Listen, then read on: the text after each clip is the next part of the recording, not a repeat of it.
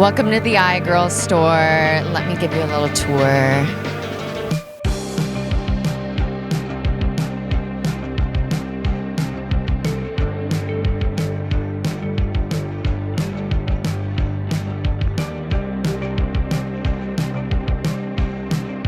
Hello, this is Wires00, and I am here with the iGirl herself, Bella McFadden. Hi. Hello. So you founded iGirl in 2017, and now we're here in 2024. It's been a while.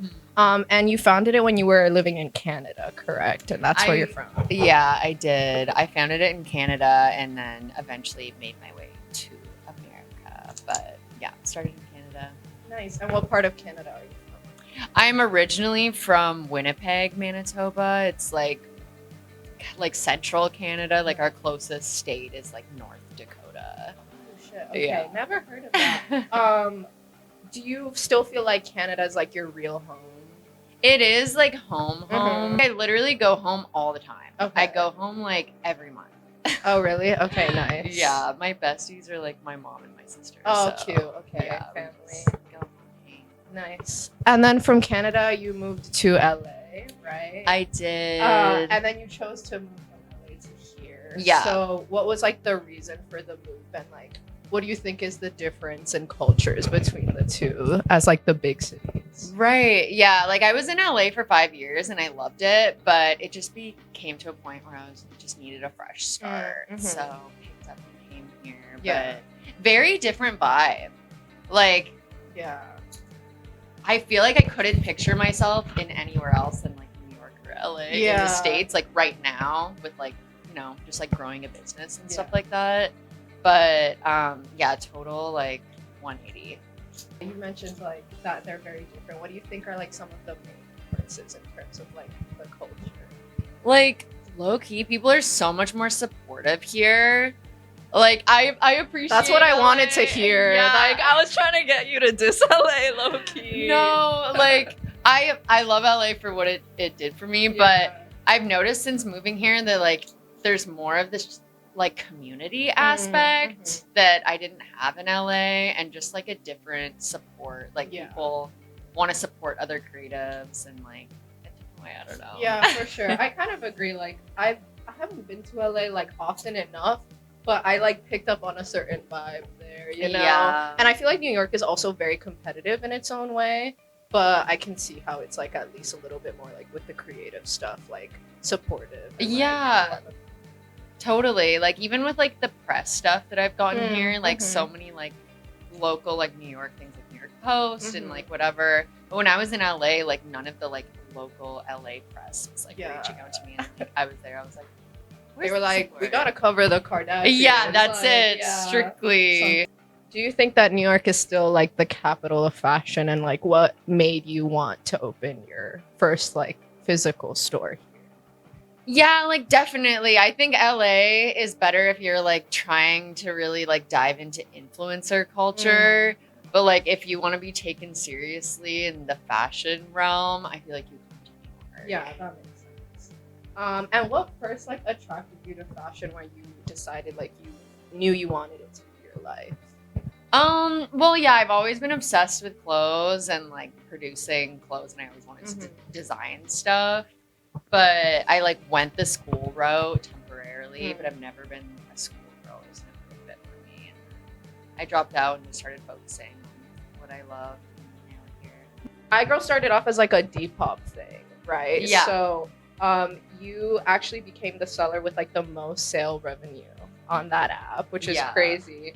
So what attracted you to like Depop as a platform, and take me kind of through the journey when you like realized how successful you were getting on there? Okay, so basically they had like reached out to me a bunch of times, Depop, to like onboard me onto the app.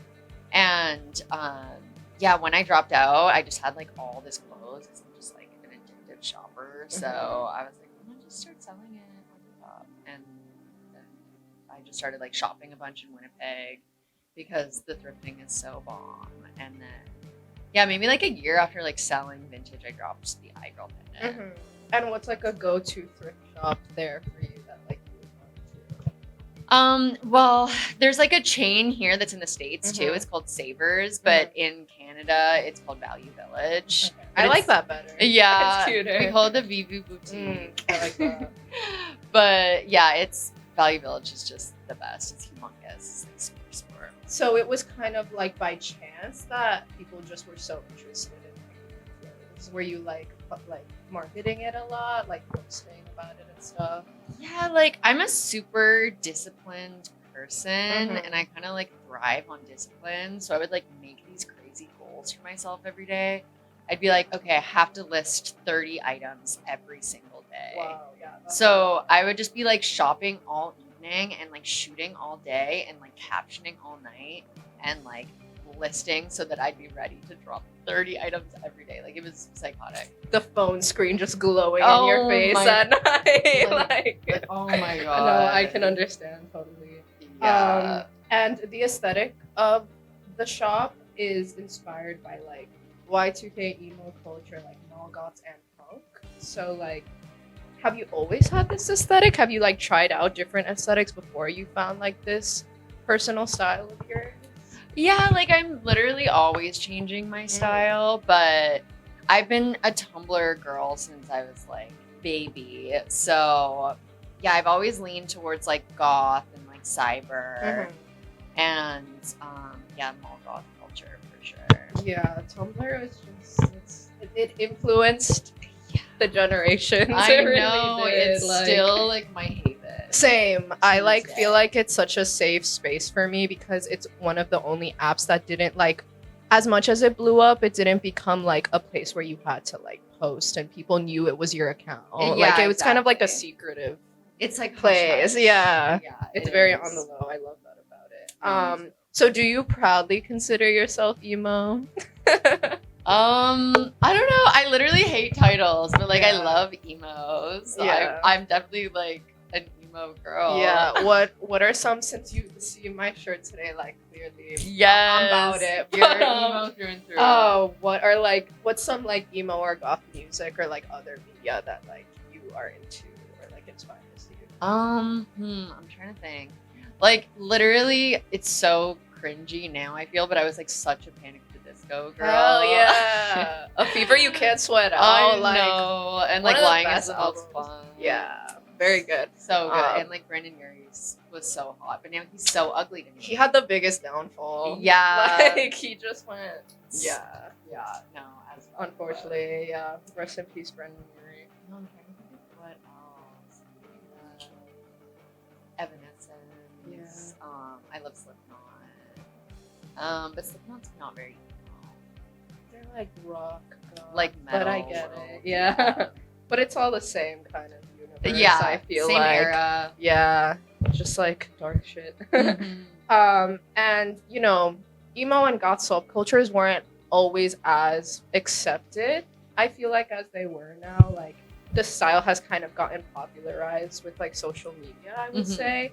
So do you think that there is like an authenticity to it that's being lost, or do you think that it's like a positive thing that now more people like know about it? I think it's totally cute. Like everyone should dabble with their Yeah. look and like not have to be like know every movie and like Yeah. music inspiration behind everything. I think if you want to dress goth or like or Yeah. whatever, then like do it. But I don't think it's losing any authenticity Yeah. for that. I very much agree. I feel like yeah, it's also like not even as normalized as it seems like it is on Mhm. social media, because like once you leave like very accepting places like New York City, for example, if you still go out in like a full goth outfit, people are gonna still look at you. I kinda know. Weird. So it's Yeah, it's unavoidable. like, it is unavoidable, but I feel like that's part of like it, you know, just like catching people's attention in like a kind of weird way where it like off puts their like normalcy a little bit. No, but- exactly. Make them like dub themselves. Yeah, a little bit. exactly. Make them be like. Yeah. Like I just rewatched Elvira recently, that Oh my movie, God, and like yes. how she moves to the super normal suburb, and like everyone's like obsessed with her, but also like hating on her. Yeah, That's the way. That's the vibe. That's the vibe. And the accessories are also very like religious inspired, like a lot of crosses and things like that. So I was wondering, like, if you yourself grew up religious and like what your relationship is with that. Right. Yeah. I was in Catholic school for 10 years. Like I was baptized and like had my communion and like reconciliation and like, all that. But my like family is not like super religious. I think my mom just like, because she's like kind of on the traditional Italian side, which is like my kids have to go to Catholic school. But I don't know. Like I'm kind of down with the spiritual side. I'm not. Yeah. Like I'm totally can be blasphemous at times, but it's not in like a totally evil way. I feel like you saying blasphemous just shows that you went to Catholic school. I also went to Catholic school for super long. Yeah, like my Latina ass family like said they were like, yeah you gotta it's, like, go. Out of our hands. Yeah, it was out of my hands from the start. But like for me personally, what was interesting about it is that like I feel like I saw a lot of like negative aspects about like religion while I was younger, like a lot of like religious misogyny and like things like that. But at the same time, I was always attracted to like the beauty of like goth, like I know Catholicism. Yeah, they're just so goth. Like a Catholic graveyard. No, I know, right? Yeah, they just go hand in hand. They so perfectly. do. Strangely, they just do. And I feel like this place is like literally like the example of that. You know what I mean? No, totally. And yeah, I was wondering, like, since you are literally like the internet girl, I feel like being online a lot, like these days, might get like a little bit of a bad rep. So I want to know what like you think like the benefits are of like being able to create your own like world and brand online. Yeah, I don't know. What do you mean exactly? Like the touch grass people? Yeah. Okay. Yeah, you definitely have to like have a balance for yourself because it's not good to be hyperly online at all times. But like there's obviously benefits to it. Like I wouldn't have this business without it. But you have to like take that time for yourself. Like I do Pilates and like cook and like try to keep like distance from my phone and like being online or else I would just like go mad. Yeah, so your personal life is very like interpersonal with like your relationships and then like you use the internet for your business. Yeah, honestly. for my business and just like I don't still like dressing up in 2 days. Yeah, because that'll just always be fun. Like, exactly. It's just always gonna be fun to do that. For sure. Yeah, my mom is so funny. She's always like, "Oh, online is just your persona. Like people don't know the real you." And it's so funny to me because I'm like, it's not. It's like me. It's not even my persona. Right. So the store itself definitely reflects like the goth vibe mixed with like a lot of feminine aspects. So take me through the process of like the interior designing and like what this space was before and how you kind of transformed it. Yeah. So it was literally like a pawn shop before. They sold like sneakers and like jewelry and stuff like that, like a buy and sell type thing. But yeah, it looked literally nothing like this. It had this like fake brick all over the wall that we removed and like this nasty like wooden like tile-y floor. Oh my god, my mom's right there. Yeah, it was really ugly before. So it took like 5 weeks to give it like total makeover. But I pulled together like a mood board of like my inspirations and stuff like that. And then my mom is an interior designer, so she helped me like do everything, so clutch. Basically. Yeah. So yeah, I went through like her little Benjamin Moore swatches to like choose the color on the wall, and then she actually went on her hands and knees and did all of these tiles herself on the ground because it was gonna cost us like $1,000 to hire someone to do it, and she's like, nope, we're doing it ourselves, and she just like spent 12 hours doing it. Like I adore you, but the mom hard work. Yeah, that's awesome. She put in work, and then a bunch of things are custom, like the rugs we did custom, which are already getting like so gross. I don't look. And then the chairs, like the fuck chairs, were custom made, and yeah, we just like went curtain crazy. I wanted to feel like a little dollhouse. Yeah, it definitely feels like that for sure. And then my final question to wrap this little section up is, what do you hope for the future of iGirl? Well, I just hope to have more time. Like right now, I have been working like 7 days a week on just like operations and stuff like that. And I want to have like more time to be creative so that I could be releasing more iGirl collections and like my designs. So that's my goal right now, more time management stuff so that I could do that. And then just to like start getting back into shooting like the iGirl photo shoots, which like I adore. And just doing like more creative work in the city. Like I would love to be doing like more styling for like even film and TV. It could be really fun. Thank you so much. Yeah, of course. So